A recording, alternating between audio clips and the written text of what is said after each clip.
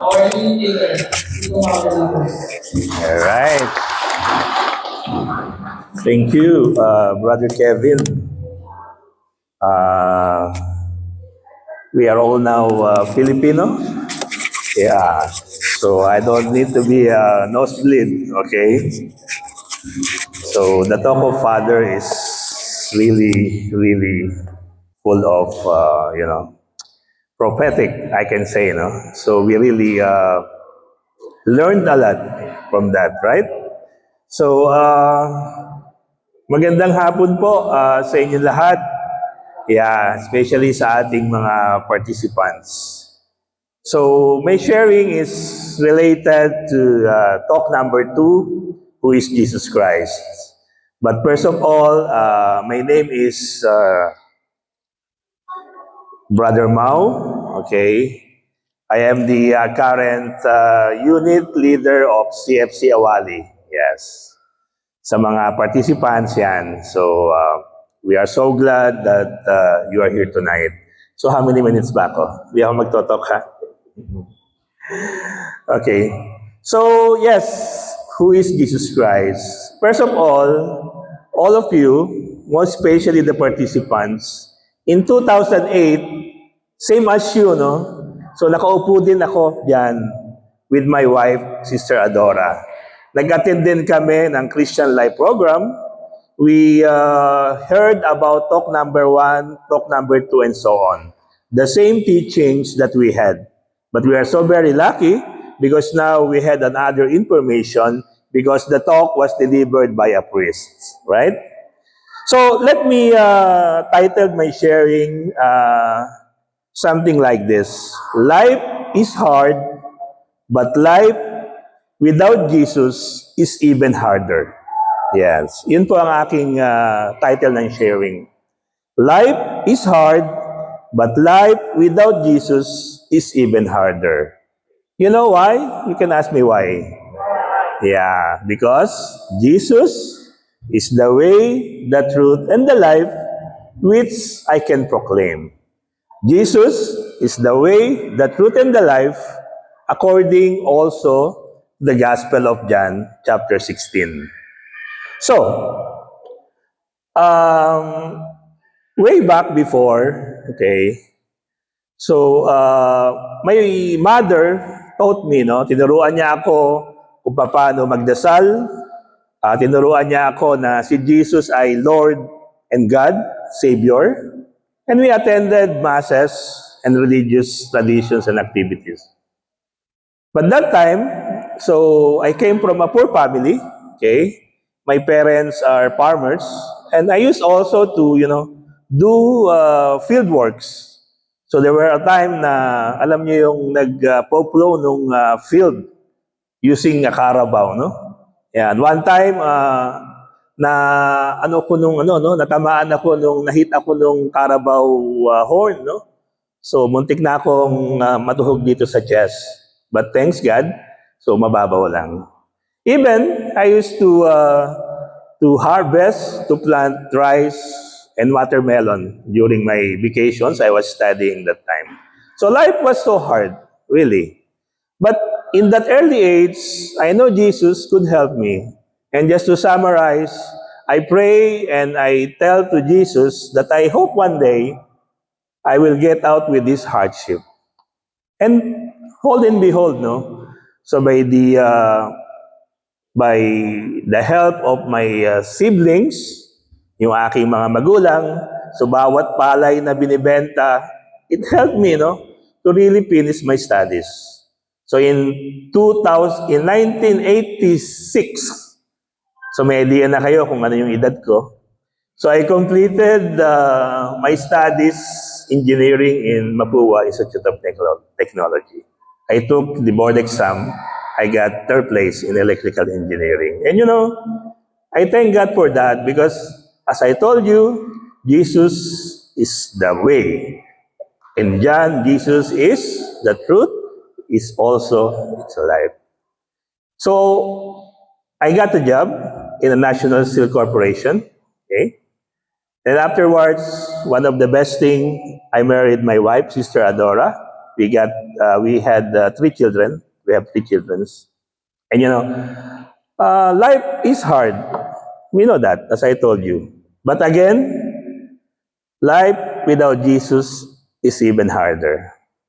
But God is always a faithful God, no? Lagi niya kaming ginaguide at tinutulungan. But time happened that in early 1990, yung National Steel ay nag-close. Then, binayaran kami ng konting cash, and then wala na kaming trabaho. But again, Jesus is so good, no? So we were able to have our own company for 5 years so that I can support my families. But again, habang lumalaki yung mga bata, so I need more money to send them to school. I even tried to be a barangay counselor, no? So kung nagtuloy-tuloy ako, baka kasama na ako sa DPWH kasi ako, taga Bulacan po ako eh. So siguro, nahando na ako, nakikita nyo. But again, God is so good. He always showing me the way. So in 2003, with my wife discussions, we decided, and I decided, to work in Bahrain. And that was 2003. After 5 years, my 3 children and my wife joined me. But again, life is so hard. But again, life without Jesus is even harder. But then, God is always telling us the way. So, pag time na medyo kakapusin ka ng pambayad sa matrikula, sa company, merong o-open or something, nagbibigay ng bonus. So, God is always providing us. So, in short, in 2018, nakapagtapos yung mga anak namin, 3, isang doctor, 2 engineers. 2019, lahat professional. Everything good. But life is hard, no? Hindi lahat ay masaya. In 2020, as my wife told you in talk number 1, sister was diagnosed with a breast cancer. So, that time, nagsiserve na kami as CFC, one of the leaders. So, akala natin we'll be exempted, no? For all these tribulations. But no. In the book of John, sinasabi niya sa chapter 16, life is full of tribulations. But take courage because I already conquered the world. And that is true. So nagkaroon ng breast cancer si Sister Adora, and it was very difficult because chemotherapy was done, nanghina siya, sabi niya sa kwento niya, di ba, naubos yung kanyang buhok, and then we don't know what will happen. But again, as I told you, life is hard, but life without Jesus is even harder. And Jesus continue to provide us the truth. He provided us life because even after this chemotherapy, so slowly nagbalik ulit yung kanyang kalusugan. And Sister Adora is now actually in the 5 years, no, of being a breast cancer survivor. So 5 taon na po, di ba? So isang napakalaking blessing. So ibig sabihin po, talagang iyon yung pinagpapasalamat namin. So, but also during that time, there are another problems that I encountered in my company. Sabi ko nga, so that's my career. We have this COVID-19 that time. We had the cancer also. But that time also, in my company, hindi niya alam yun before kasi nagke-chemotherapy siya. So, I was, I received a note from the court of Bahrain, no? A criminal case.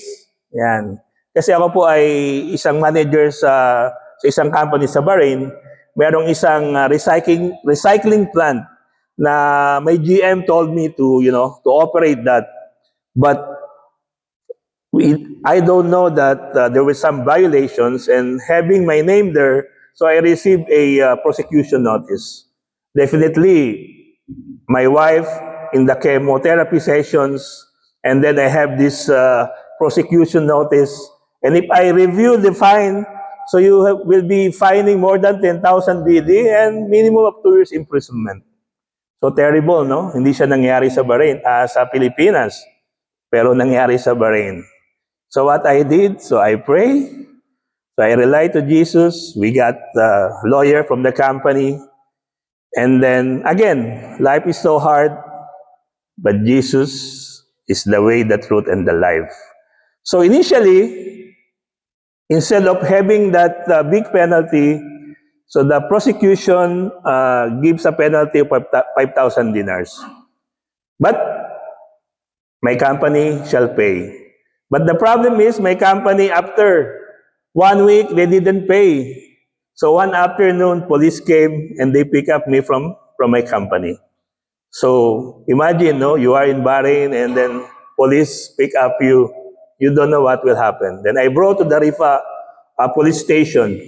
So I have other 2 Pakistanis there. So I'm very cooperative with the police.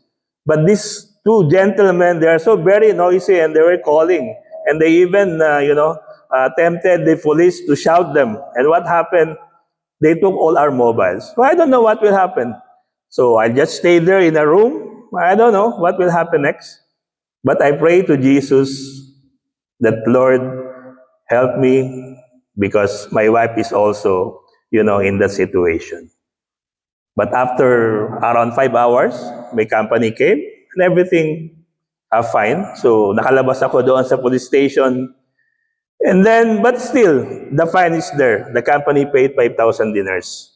But we made an appeal because we had all the documents that the government, especially the environmental ministry, permitted us. But in that situation, because all the court hearings are in Arabic, so you don't even know. And it happened to some OFWs, no? You don't know what will happen next because you sign a paper, although there is a translation, but you don't know the other writings because it's all in Arabic. Because the hearing in Bahrain is all in Arabic.